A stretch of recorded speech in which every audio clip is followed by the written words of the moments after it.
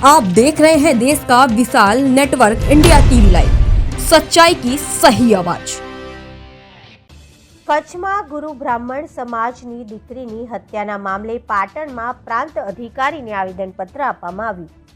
કચ્છમાં ગુરુ બ્રાહ્મણ સમાજની યુવતીની કરપીણ હત્યા મામલે આરોપીને સજા આપવાની માંગ સાથે ગુજરાત ગુરુ બ્રાહ્મણ સમાજ પાટણ જિલ્લા દ્વારા પ્રાંત અધિકારીને આવેદનપત્ર આપવામાં આવ્યું હતું। કચ્છ જિલ્લાના માંડવી તાલુકાના ગોધરા અંબેધામ ગામની અનુસૂચિત જાતિની ગુરુ બ્રાહ્મણ સમાજની દીકરી સ્વ ગૌરીબેન તુલસીભાઈ ગરવાની ગત 30 ડિસેમ્બર 2024ના રોજ વહેલી સવારે ગૌરીબેન ગરવા નામની યુવતીને એક તરફી પ્રેમ સાગર સંઘાર નામના શખ્સે તલવાર અને ગુપ્તીના અસંખ્ય ઘા મારી કરપીણ હત્યા કરી હતી। ત્યારે મૃતક દીકરીને ન્યાય મળે તે માટે સમગ્ર રાજ્યના તમામ જિલ્લાઓમાં આવેદનપત્ર આપી હત્યારાને કડકમાં કડક સજા કરવાની માંગ ઉઠી છે। જે સંદર્ભે આજરોજ ગુજરાત ગુરુ બ્રાહ્મણ સમાજ પાટણ જિલ્લા ઘટક દ્વારા આવેદનપત્ર આપવામાં આવ્યું હતું અને માંગ કરવામાં આવી હતી કે આ સમગ્ર હત્યા કેસ અત્યંત સંવેદનશીલ હોય।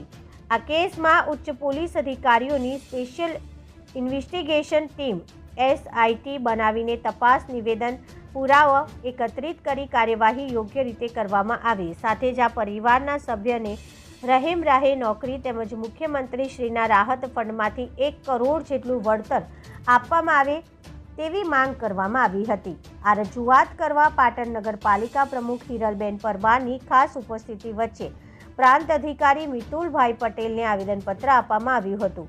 આ રજૂઆત કરવા પાટણ નગરપાલિકા મહિલા પ્રમુખ હિરલબેન પરમાર, ગુજરાત ગુરુ બ્રાહ્મણ સમાજ પાટણ જિલ્લાના પ્રમુખ અનિલભાઈ જોશી, કોષાધ્યક્ષ નીરવ ચક્રવર્તી, વિજયભાઈ વડેલિયા, પ્રેમભાઈ શ્રીમાળી, રમેશભાઈ તપોધન, મધુબેન સેનમાં, મીનાબેન સોલંકી, મંજુલાબેન સોલંકી, શાંતાબેન બૌદ્ધી સહિત અનુસૂચિત જાતિ સમાજની મહિલાઓ ભાઈઓ ખાસ ઉપસ્થિત રહ્યા હતા અને ઘટનાના પગલે નારાજગી દર્શાવી હતી।